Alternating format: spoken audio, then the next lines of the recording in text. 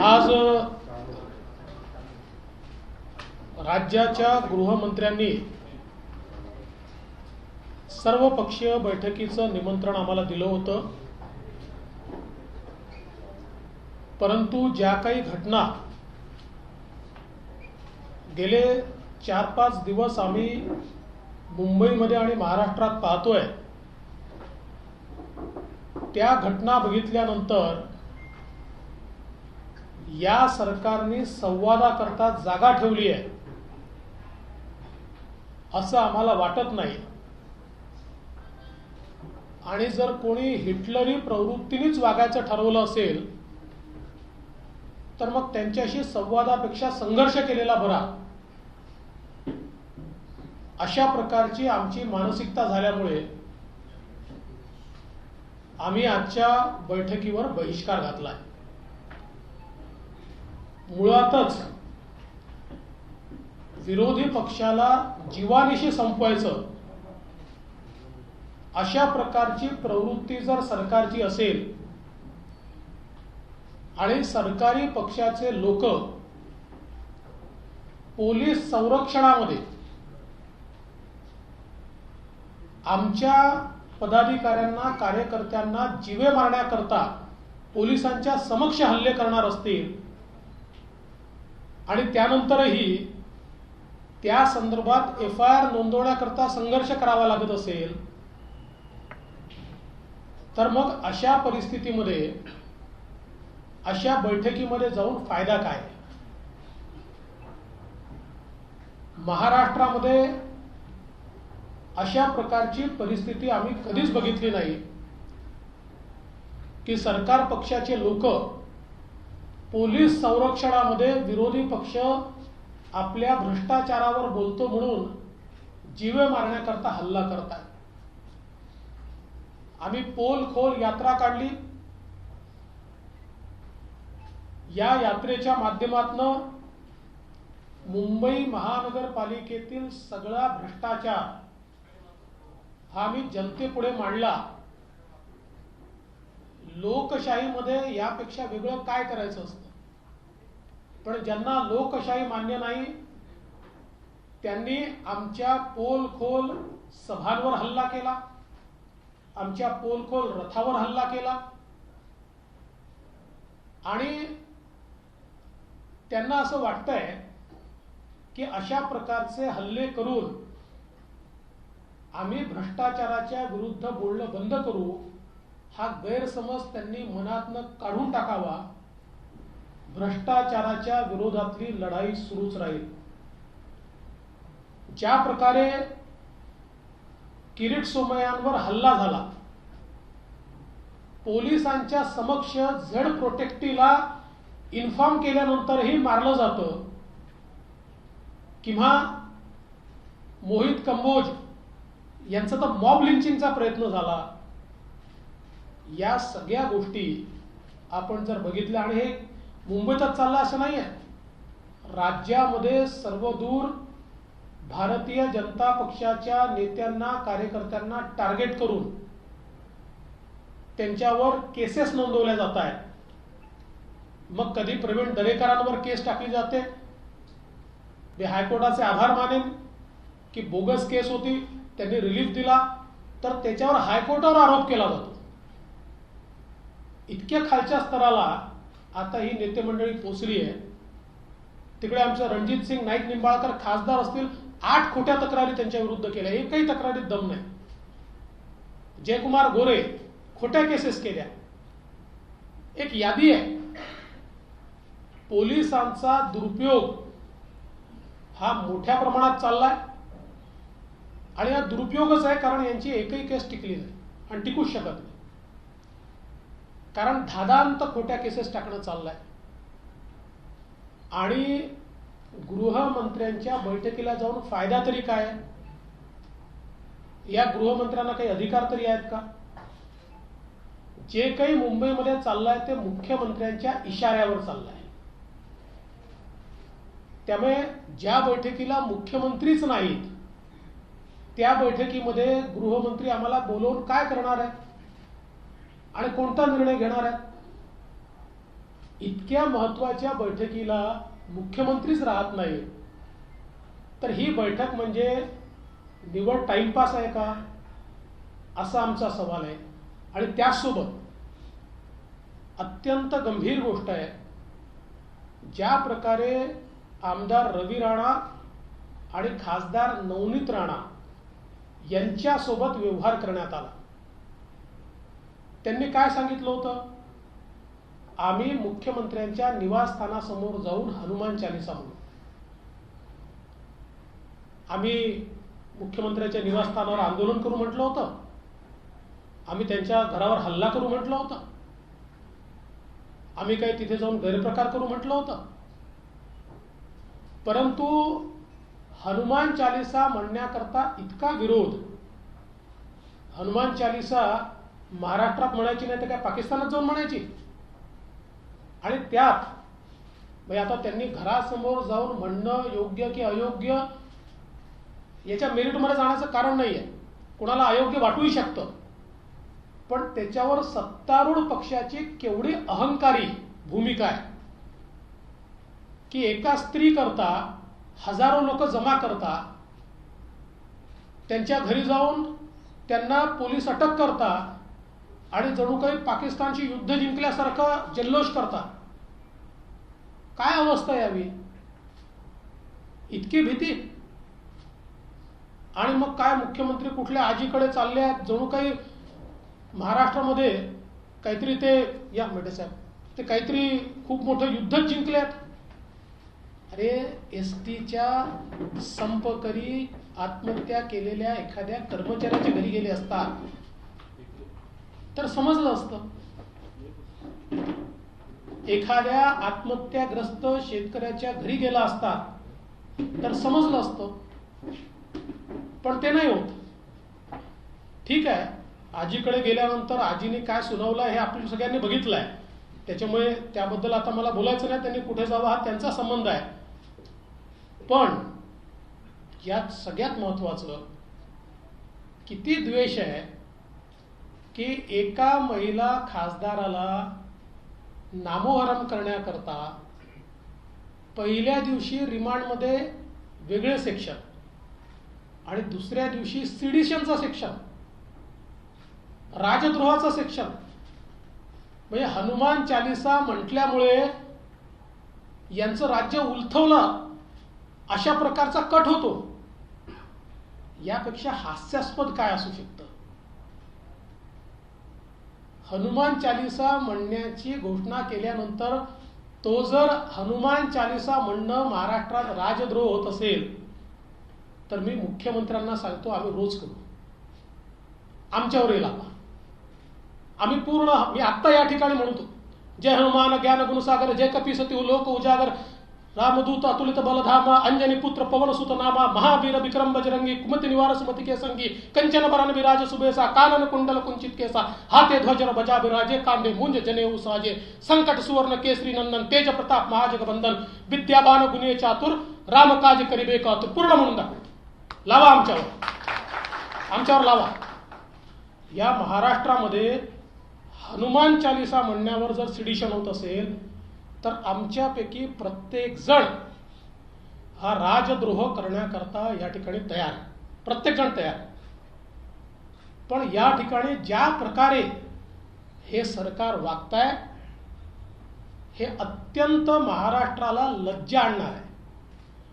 आणि याहीपेक्षा आत्ताच जी बातमी मिळालेली आहे, नवनीत राणा यांना जेलमध्ये कस्टडीमध्ये अत्यंत हीन दर्जाची वागणूक देण्यात आली आहे.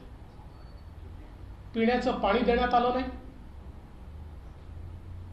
वॉशरूमला जायचं होतं त्याची परवानगी दिली नाही.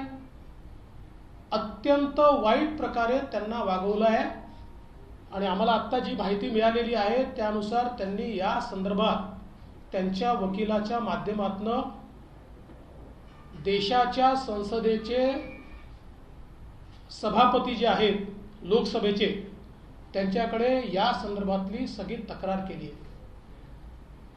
माझा सवाल आहे, लोकशाही बद्दल ओरडणारे सगळे कुठे आहेत? एका महिलेला हनुमान चालीसा म्हणते म्हणून 124 खाली जेलमध्ये टाकून आणि जर कस्टडीमध्ये अशा प्रकारे त्यांना हीन वागणूक दिली जात असेल आणि त्या दलित असल्याची जाणीव त्यांना करून दिली जात असेल तर या महाराष्ट्राचं पुरोगामित्व आता संपलेलं आहे असं म्हणण्याची अवस्था आज या ठिकाणी आली आहे. आणि म्हणून अशा या सरकारच्या संदर्भात आता संघर्षाशिवाय आम्हाला पर्याय नाही. खरं म्हणजे जर सरकारमधल्या लोकांना वाटत असेल की गुंडशाही आणि झुंडशाहीला आम्ही घाबरून जाऊ तर आम्ही शेकडो कार्यकर्ते आमचे केरळमध्ये आणि बंगालमध्ये मारून टाकले तरी आम्ही घाबरलो नाही. हे तर महाराष्ट्र आहे, आमची ताकद तेवढीच आहे. जर सरकारला वाटत असेल जशास तसं उत्तर पाहिजे तर ते देण्याची ताकद आणि हिंमत भारतीय जनता पक्षामध्ये आहे, हे स्पष्टपणे सांगतो. पण आम्ही लोकशाही मानणारे लोक आहोत, लोकशाही पद्धतीने आंदोलन करतो. आमच्याशी ठोकशाहीने वागाल उत्तर तसंच उत्तर. हे आता सरकारने ठरवायचं आहे. कायदा आणि सुव्यवस्था राखण्याची जबाबदारी ही सरकारची असते, ती सरकारने पाळली पाहिजे. आणि जोपर्यंत भोंग्यांचा प्रश्न आहे त्या संदर्भात अतिशय स्पष्ट भूमिका आमची आहे. माननीय उच्च न्यायालय, सर्वोच्च न्यायालयाने जे निर्णय दिले आहेत त्या निर्णयांचं तंतोतंत पालन केलं पाहिजे. पूर्वी नवरात्रामध्ये आम्ही रात्रभर जागरण करायचो, नवरात्रामध्ये आम्ही रात्रभर गरबा करायचो, नवरात्रामध्ये रात्रभर भजन व्हायचे. किंवा कुठल्याही हिंदूंचा सण, मग तो गणपती असो, रात्री 12 वाजेपर्यंत 2 वाजेपर्यंत गणपतीचे कार्यक्रम आम्ही करायचो. ज्या क्षणी सर्वोच्च न्यायालयाने सांगितलं की 10 वाजेनंतर माईक चालणार नाही, आम्ही कोणीही तक्रार न करता, खळखळ न करता थेट त्या ठिकाणी त्या दिवशीपासून तो निर्णय मान्य केला. ज्या 15 दिवसांमध्ये सूट मिळते त्याच 15 दिवसांमध्ये 12 वाजेपर्यंत आम्ही ते चालवतो, त्याशिवाय चालवत नाही. इतकंच नाही तर 100 वर्षाची परंपरा असलेल्या पुण्यामध्ये देखील विसर्जनाच्या मिरवणुकीमध्ये देशी वाद्यांच्या व्यतिरिक्त काही वाजवत नाहीत. मग जर अशा प्रकारची सुप्रीम कोर्टाचा आदेश हा हिंदू समाज मान्य करत असेल तर तो आदेश इतर सर्व समाजानेही मान्य केलाच पाहिजे असा आमचा आग्रह आहे. त्यामुळे या संदर्भात सर्वोच्च न्यायालयाच्या आदेशाचं पालन, या राणेसाहेब या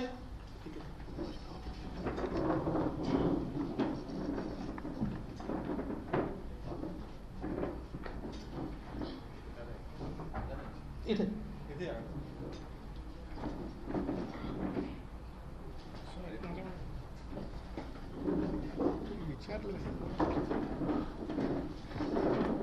सर्वोच्च न्यायालयाच्या आदेशाचं पालन हे झालंच पाहिजे असं आमचं अतिशय स्पष्टपणे मत आहे.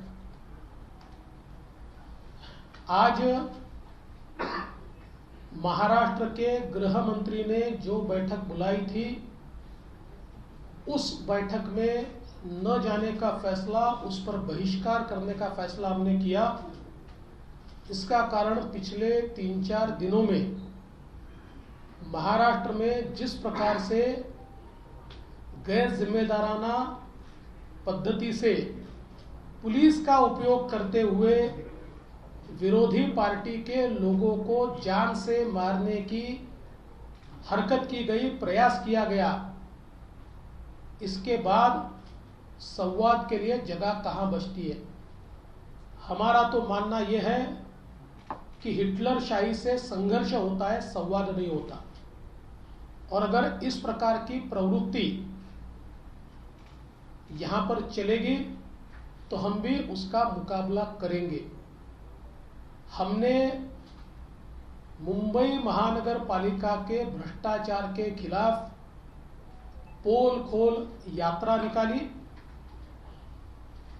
रोज इनके भ्रष्टाचार को हमने उजागर किया, कैसे इन्होंने मुंबई को लूटा ये जनता के सामने लाया।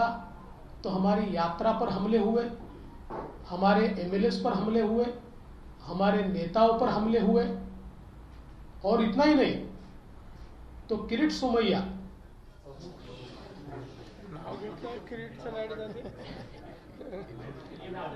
ये बदले की भावना है क्या? ये आरोप पुलिस पे आया है कि नवनीत राणा को अंदर पानी नहीं दिया और कास्ट के वजह से। आपका क्या कहना है? नहीं अभी खत्म नहीं हुआ है, कंटिन्यू है। अरे भाई क्यों इतनी जल्दबाजी करते हो, अभी तो हमला बाकी है।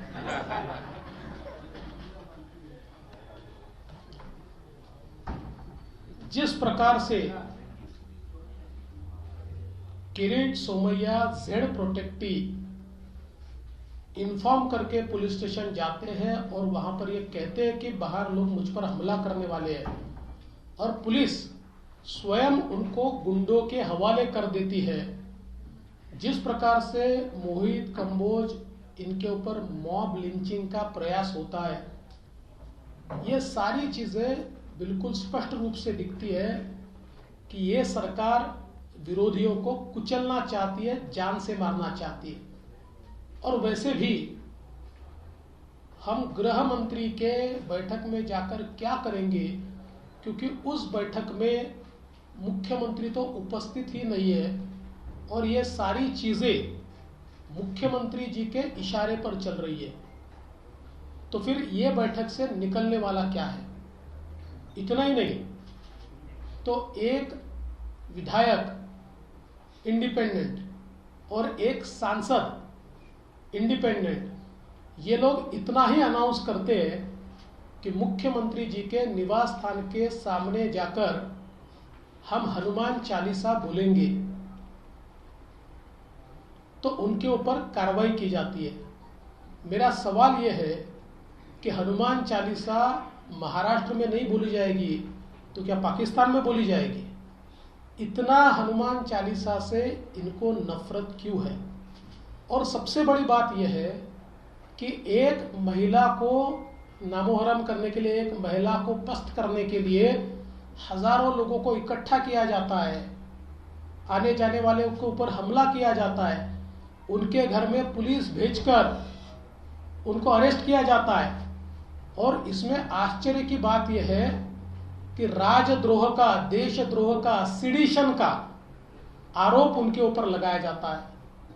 अगर हनुमान चालीसा बोलना ये देशद्रोह होगा, ये राजद्रोह होगा, तो हम में से हर व्यक्ति ये राजद्रोह करेगा। हम सारे के सारे हनुमान चालीसा बोलेंगे, और अगर सरकार में हिम्मत है तो सरकार हमारे ऊपर राजद्रोह का गुनाह लगाकर दिखाए। लेकिन ये बात यहां तक नहीं रुकती है, इल्लीगली उनको अरेस्ट तो किया ही जाता है, इस प्रकार के अलग अलग गुनाह तो लगाए जाते ही है। लेकिन अभी अभी जो खबर आई है, उनको पुलिस कस्टडी में मिसट्रीट किया गया, उनको नीची जात का बच्चा बताकर उनके साथ दुर्व्यवहार किया गया, उनको पीने का पानी तक नहीं दिया गया। एक महिला सांसद को वॉशरूम जाने के लिए भी परमिशन नहीं दी गई। इस प्रकार से बदले की भावना से महाराष्ट्र में इससे पहले हमने कभी कार्रवाई नहीं देखी। हम तो महाराष्ट्र को पुरोगामी कहते हैं, लेकिन महाराष्ट्र में ऐसे अहंकारी लोग आज सत्ता में हैं कि जो अपने अहंकार के मद में लोकतंत्र को भूलकर, लोकतंत्र को पैरों तले दबाकर, लोकतंत्र को कुचलकर अपना राज चलाना चाहते हैं। मैं उनको चेतावनी देना चाहता हूं, हम संघर्ष करेंगे, हम डरते नहीं हैं। आप हमारे जान पर हमला करेंगे तब भी हम आपका भ्रष्टाचार बाहर निकालेंगे। और बहुत स्पष्ट रूप से मैं उनको कहना चाहता हूं कि आपके हमलों को वैसा ही जवाब देना हमको आता है। जिस प्रकार से आप हमारे साथ व्यवहार कर रहे हैं, आप तो पुलिस के भरोसे कर रहे हैं, पुलिस को साथ में लेकर कर रहे हैं, लेकिन हम वैसा ही जवाब देंगे। हम लोकतंत्र में विश्वास रखते हैं, इसलिए हम चुप हैं। लेकिन अगर पुलिस भी सरकार के साथ मिलकर हमारे ऊपर हमला करेगी तो ये समझ लेना चाहिए कि केरल में और बंगाल में हमारे सैकड़ों लोग मार दिए, फिर भी हमारा आवाज कोई दबा नहीं पाए। हम चुप नहीं बैठे, हम संघर्ष करें। तो महाराष्ट्र है, छत्रपति शिवाजी महाराज की भूमि है और यहां हमारी ताकत भी उतनी है। और इस प्रकार का जो दुर्व्यवहार इस सरकार की ओर से हो रहा है, ऐसे समय हम गृह मंत्री की बैठक में नहीं जा सकते, इसलिए हम नहीं गए। जहां तक लाउड स्पीकर का सवाल है, हमारी भूमिका स्पष्ट है।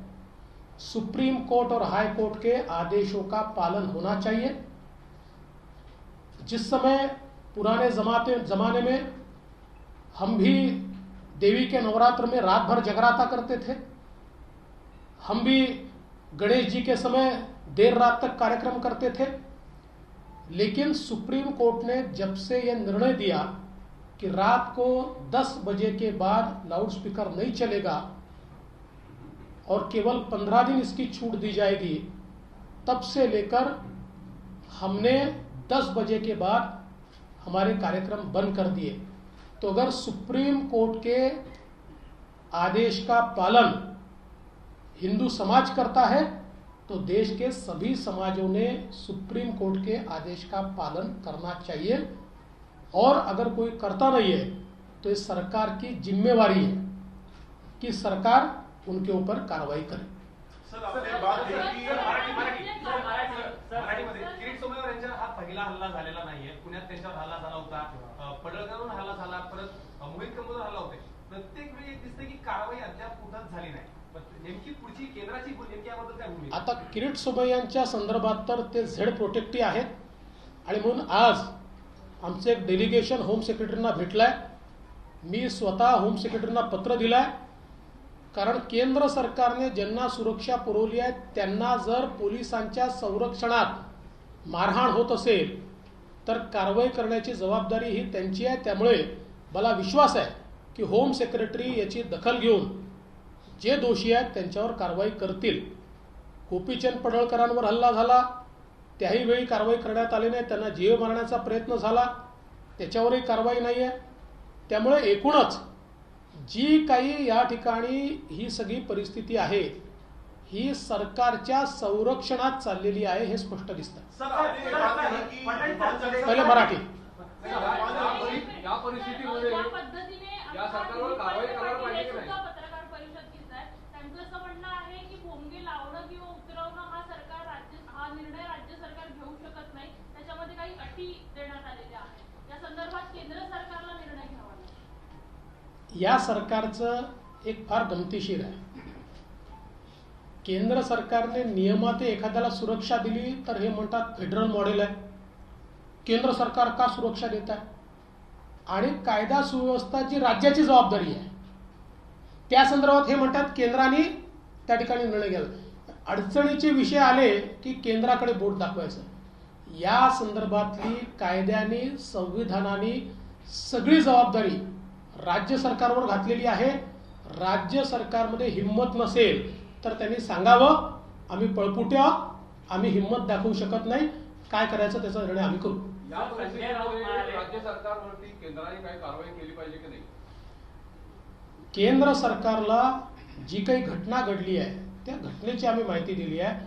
त्या घटनेला जे दोषी आहेत त्यांच्यावर कारवाई झाली पाहिजे। सर काल मोहित कंबोजने आरोप केला की त्यांच्यावर काही कलम आधी त्यांची सही घेतली, काही कलम लावली, त्यानंतर ती काढण्यात आली। एका बाजूला असं होते, दुसऱ्या बाजूला नवीन कलम नवनीत राणा असतील किंवा रवी राणा असतील यांच्यावर लागतायत, म्हणजे त्यांच्या ऍड केलं जाते। गृह खातं तुमच्याकडे देखील होतं, ऑपरेट कोण करते, मुख्यमंत्री कार्यालय की गृह खातं, काही याच्याबद्दल? आत्ता जे काही मुंबईमध्ये घडतं आहे ते मुख्यमंत्री कार्यालयाच्या माध्यमातूनच होत आहे आणि राज्यामध्ये इतरत्र जे होत आहे ते गृह मंत्रालयाकडनं होत आहे. त्यामुळे यांनी विरोधकांना नामोहरम करण्याकरता, त्यांच्यावर हल्ले करण्याकरता टेरिटोरीज वाटून घेतल्या. मुंबईमध्ये हे मुख्यमंत्री कार्यालयाने करायचं आणि उर्वरित महाराष्ट्रात हे गृहमंत्र्यांनी करायचं. Kirit Somaiya has demanded the resignation of the Mumbai police commissioner because he says that the Mumbai police has allowed the law and order situation to deteriorate at the behest of the government. Do you back Kirit Somaiya's demand? Kirit Somaiya जी के ऊपर जो हमला हुआ उसकी जिम्मेवारी fix होनी चाहिए और इसमें जो जो दोषी है उसके ऊपर कार्रवाई होनी चाहिए. क्या पार्टी के स्तर पर आपका जो शीर्ष नेतृत्व है, प्रधानमंत्री हो या नड्डा जी हो, क्या आपने उनको जानकारी दी, उनका क्या कहना था? देखिए, मैंने इस संदर्भ में एक नोट गृह मंत्री जी को भेजी है. बाकी इनको हम अपने स्तर पर निपटेंगे. पैटर्न देखने को मिल रहा है कि जब भी पैटर्न देखने को मिल रहा है कि जब भी मुख्यमंत्री पर हमला किया जाता है तो उनको घर में घुसकर जो गिरफ्तार करने की कोशिश की जाती है. नारायण राणे साहब के इसमें देखा, अर्नब गोस्वामी या सदावर्ते या फिर ये अभी नवनीत राणा. क्या आपको लग रहा है कि पैटर्न इस तरह का बनाया गया है? देखिए, देश के इतिहास में और महाराष्ट्र के इतिहास में ये सबसे इनटॉलरेंट, सबसे असहिष्णु सरकार इस रूप में प्रसिद्ध होगी, क्योंकि किसी ने भी लोकतांत्रिक तरीके से भी इनके ऊपर टीका की तो उनको घर पे जाकर पुलिस के माध्यम से झूठी केसेस उन पर लगाई जाती है. एक भी केस में इनकी एक भी केस कोर्ट में नहीं टिकी, एक भी नहीं, कोई केस कोर्ट में नहीं टिकी. और हमारी पूरी तैयारी है. मैंने तो पहले ही कह दिया, हमारा कोई नेता डरता नहीं है. जितने केसेस लगानी है लगाए, हम संघर्ष करेंगे.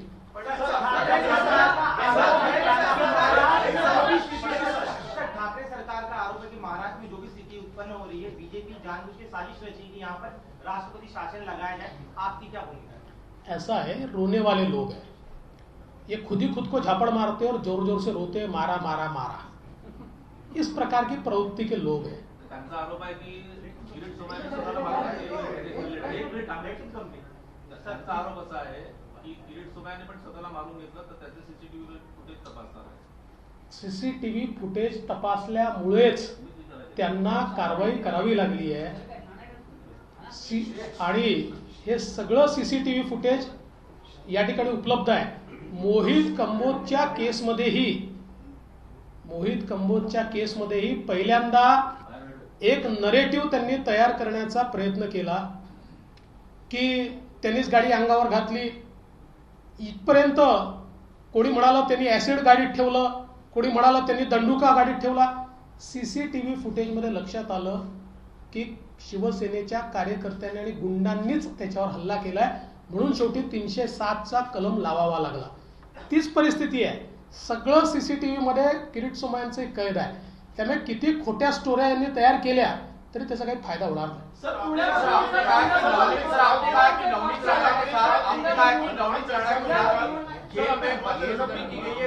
जेल में नवनीत राणा के साथ बदसलूकी की गई है, थोड़ा सा इलैबोरेट हिंदी में बता दीजिए.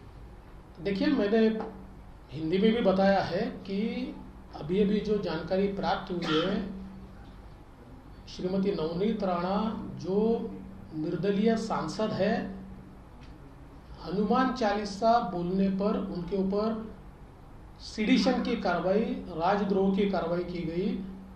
उनको पुलिस कस्टडी में डाला गया. वे दलित समाज से, शेड्यूल कास्ट से आती है. उनको उनके समाज के ऊपर से गाली दी गई. एक महिला होते हुए भी पीने का पानी नहीं दिया गया, उनको वॉशरूम जाने नहीं दिया गया और बहुत ही गंदा व्यवहार उनके साथ हुआ.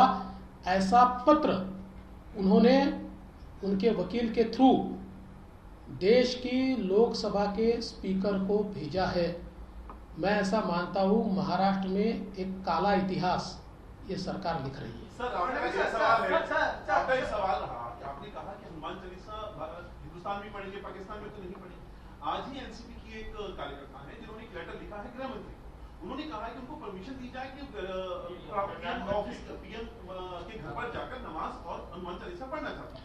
ठीक उसी परिपाटी पर जैसे हमने इतना पादुशी बंद नहीं किया। नहीं, अगर उनको मैं तो उनको आमंत्रण देता हूँ, उनको अगर हनुमान चालीसा पढ़ना है तो मेरे घर के सामने आए, हनुमान चालीसा पढ़े, मैं भी उनके साथ पढ़ने को जाऊंगा, मैं भी पढ़ूंगा। पुण्यामध्ये शरद पवारांनी ज्या पद्धतीने वक्तव्य केलेलं आहे की त्यांचं अटक झाली, जेव्हा दरम्यान सरकार गेलं तेव्हा तेवढे अस्वस्थ झाले नव्हते। क्रिकेटची मॅच वगैरे बघितली, अलीकडच्या काळात काहींचं सरकार जातं आणि ते अस्वस्थ होतात, आधी ते माझं सरकार आहे सरकार म्हणून म्हणतात, त्यामुळे अस्वस्थता वाढलेली आहे। तुमच्याबद्दल वक्तव्य असं आहे की जेव्हा गोष्टी जुन्या होतात तेव्हा लोक विसरतात आणि सोयीच्या गोष्टी लक्षात ठेवतात। कोणी सरकार पाडलं, मग पुन्हा काँग्रेसमध्ये कोण गेलं, मग पुन्हा काँग्रेसचं सरकार कोणी पाडलं, मग पुन्हा काँग्रेसमध्ये कोण गेलं, याचा इतिहास हा सगळ्यांनी बघितला आहे। अशा प्रकारे सरकार पाडणं, काँग्रेस बाहेर पडणं, काँग्रेसमध्ये जाणं अस्वस्थतेशिवाय थोडी होतं। कोणी स्वस्थ बसला आणि मॅच पाहतोय तो थोडी असं करतो। त्याच्यामुळे काळजीचं कारण नाही, मी एकाच पक्षात आहे आणि माझा पक्ष सत्तेवर येणारच आहे, मला चिंता नाही आहे। नहीं गई, लाउडस्पीकर को अगर हटाया नहीं गया तो क्या आप लोग भी हनुमान चालीसा का पाठ करेंगे मस्जिदों के बाहर?